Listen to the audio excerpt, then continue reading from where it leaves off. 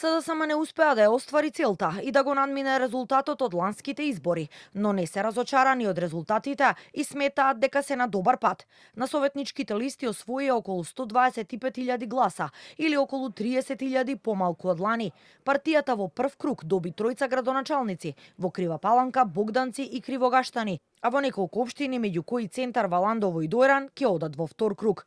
Лидерот на СДСМ Венко Филипче на синокешната пресконференција кажа дека не планира да поднесе оставка, туку ќе продолжи да работи на консолидација на партијата. Овој резултат мислам дека не е тој кој што го посакувавме сите.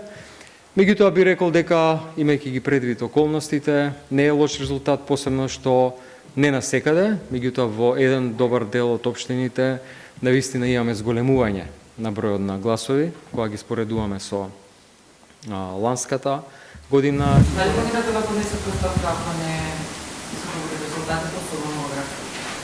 Не, планирам и понатаму да работам на консолидација на партијата. Денеска од партијата преку соопштение оценија дека се потврдиле нивните очекувања и владеачките партии бележат најголем пат на поддршката, околу 30% во споредба со резултатите од минатата година, а СДСМ има намалување од 18%. Идентичен пат забележале и кај Левица, која според нивните пресметки сумарно има 2,2 пати помалку гласови од СДСМ со мало подобрување за град Скопје.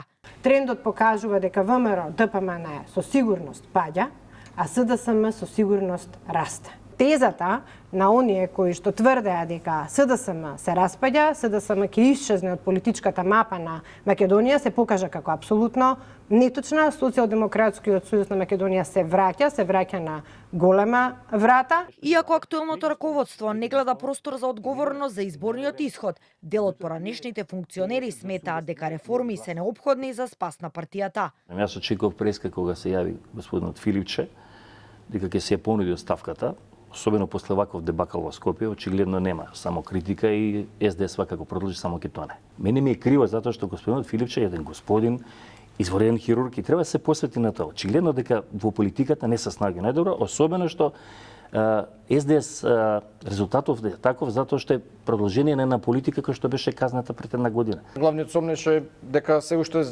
Зоран Заев ги влече конците од позади. Па не е сомнеш што очигледно не се води кампања од нојавата барка во Беломорска Македонија. Ова е библиски потоп. Со остра критика и барање за оставки на партиското раководство се огласи и доскорешниот градоначалник на Струмица од СДСМ Костадин Костадинов. Според него ова не е обичен пораз, туку изборно цунами, а СДСМ по 20 години владење во Струмица ќе се најде во опозиција. Костадинов во објава на Фејсбук посочи дека СДСМ сега е четврта политички сила и не влезе во втор круг во Скопје, што според него укажува на потребата од политичка одговорност и итни реформи во партијата.